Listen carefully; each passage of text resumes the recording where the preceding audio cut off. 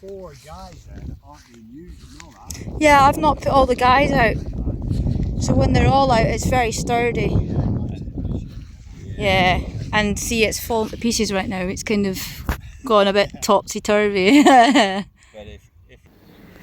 Hello guys, so this is a quick video review on the Bobcat 1 ultralight version.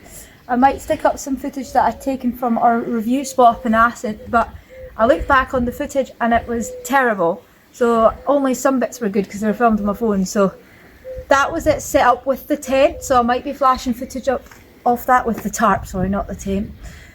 I'm thinking to give the tarp back and just keep the tent because, to be honest, it's such a faff on my own. I don't think I would ever use it, and it's £100. So this comes to about £190 overall in price from Go Outdoors. The weight is about 0.95, so it's just almost 1 kilogram, and that's with the poles, the pegs, everything. This whole purpose of getting this tent for me was once I can start walking a bit again low down, is that I can try and minimise my weight to 10 kilograms rucksack because of my injuries. And it's perfect because it's the first tent I ever owned, but it's the ultralight version. I'll show you what's different. So I've tested this tent really because I've had the Bobcat, so it's the same kind of stability. You can say that it won't be obviously as sturdy as the Bobcat original one, but it's not far off. So if you just come closer. The difference in this is that on the Bobcat 1 original, this is a lot bigger. It comes out, but I don't really think that will make much of a difference really, because you'd have that shut if it was raining. So go back. Yeah, so you can tell I've not guyed these out, and I'm not going to guy them out just because I'm still undecided as to whether I'll swap it. So these would guy out, make it sturdier. Over here you've got some guys, they'd guy out. Now the attachments, I'm not so sure what you call these attachments, I'll put it here, but you've got them on the Hulleberg, and I like that because I'm used to my Hulleberg tents. I feel they're much more stronger, so if you come close I'll show you. It's like a triangle attachment, and you just to tighten it, so it's called a line lock, so you push it in and you pull. So I'll edit this into bits obviously. So yeah, pretty much that would come out, and then round the back, do my shoelaces up because of the mess. I'm walking around like me. Right, so again here, nice guy line. These stretch out quite far. What I quite like is that now it's not the black circular cotton attachments we've got here. You've got more adjustable. So if you come in close, say if you want to make this tighter to get it closer to the ground, the outside fly, you can just pull it. Obviously it's pegged in now, but it will make it tighter to the ground, or you can make it looser. So this can go way looser than that, so it's higher off the ground. So that's up to you. I quite like that. You didn't have that option with the Bobcat 1 original. Yeah, so what else? I'm still to seam seal it, so I'm going to do that tomorrow. I'm not going to do any video on that really. I might do, but Paul Messer's released one. There's a few YouTubers that have released one now, and they're quite good, so go check them out. I'll put them in the description below. So yeah, coming around to the front, the hole is a bit thinner than the original, but it's just as strong in my opinion. A bit more or less sturdy, but it's not much different. You've got Velcro attachments, which I quite like here. I think the old Bobcat had that too. You've also got your bit for pulling it, holding the door open. So what I quite like with this version in comparison. Hey guys, so I set my Bobcat 1 original the day after up, and the door works the exact same way as this. The only difference is that the zips stick a bit more, and this zips out nicer. So yeah, only this side, not that side where you can roll this up. So I'll do that now. Just a little doodah, very basic, and you can tie that in. And then again over here, you know what, I really love the material they've used. It's just it's actually a lot more smoother than the Hilleberg material. I'm not so sure the name of that material. I'll put that down on the screen so you know, or just look up the stats. It does tell you when you go to buy one online what the materials are called. But yeah, I love that. I love it. It's nice and smooth. This is what attracted me to getting this. There's already a bug in there. So we never have shoes on when we go in a tent, do we? So it's got this. What I like is it's what do you call this stuff again? Inner mesh. Oh yeah. So you. Woo! That was a pigeon. Hey guys, I forgot to mention that see the inner part where the outer guide attaches to, now the inner actually attaches to it and pulls the inner out to the outer, which wasn't the case before, so I really like that. So I've not done the inner up properly, but you see this doesn't attach, which would annoy me. It always did.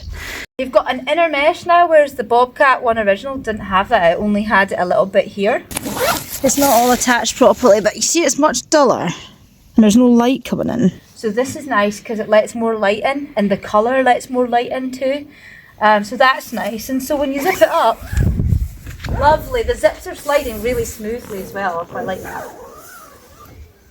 You've got here, you can see through. And I've always liked this about the Bobcat because you've got a lovely view in front of you. And you know what? I'm going to take, there's also ties here to tie this together in here. I'm not going to do that though. There's one pocket in this corner, just one, which is fine. You could make your own modifications and add pockets on, I guess. You could do stuff. But yeah, it's still, obviously you can sit upright. For someone at my height, 162 centimetres, someone that's tall, this would be, maybe any taller than me would be a bit of a cramp, maybe slightly taller. You've got this much more space with my size. They don't make this stuff for people my size. No, Fergus is doing a brilliant example of how this is not suitable for tall people. Oh my God. I can just about. That's funny. It's not comfy. Hold on, with the door closed. Oop. Yeah, this is too claustrophobic for me. It's not going to work, is it? Not really any room. No. Looks snazzy though. It's quite comfy, really. Nice. And it's just part of the making of it. It's just the design, you know. This is going to hit your head a bit. It's just the design. One pole though, the weight you're carrying is just totally worth it. And the space is unreal.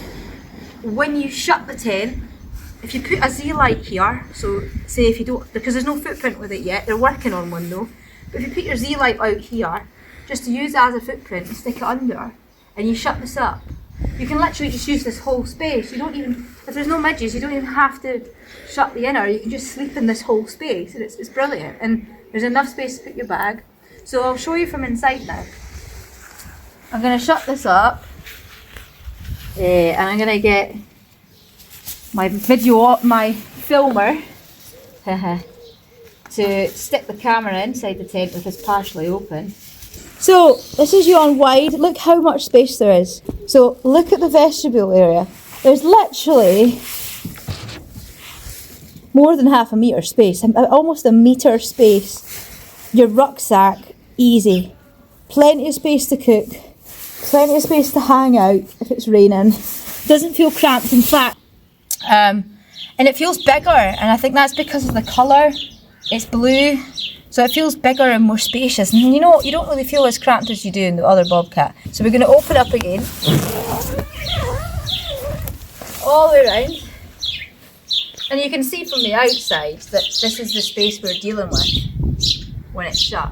And I think that's brilliant. So yeah, and based off of using the Bobcat original, I'm just guessing that when this is pegged correctly against the wind, it could easily tolerate 40 gusts. It's a 3-season tent and it would stand strong, but it's just only when the winds change direction that if you were camping higher up, these birds are so noisy, I would probably pitch somewhere sheltered on the hill. Because if the wind changes direction, it can quite easily, well, even without the guys out, look at that, if they come from the side, even if the wind hits it in this direction, It's really strong. I just like the design. It's good. And my favourite part about it is that you can sit in your tent with this massive view in front of you. You don't have two doors. So yeah, we'll shut this down. So thank you for watching my tent review. I will get it out very soon. As far out as I can. It won't be too high, of course, because of my injuries, but yeah, I'll get it out in some wind and try it out at some point, and then I'll share that video with you guys. Yeah, if you've got any questions or whatnot, let me know. I like to hear your comments. I'm away to Greece next weekend for a week, so in 2 weeks from this Monday I'll be back in the UK, and that's the week I will be editing some videos. I'll be editing some next week too, so I have got one that will be probably coming out the first Monday I'm back from Greece. Don't know the exact date. I think that's like the 13th or 14th, something like that. That will probably be my pack rafting video, so I'm going to be on it for that next week. So you've got that to look forward to, and then 2 weeks after that there'll be a Glencoe style video coming out, and yeah, I'm looking forward to using the Bobcat Ultra. I'll leave it at that. Ciao!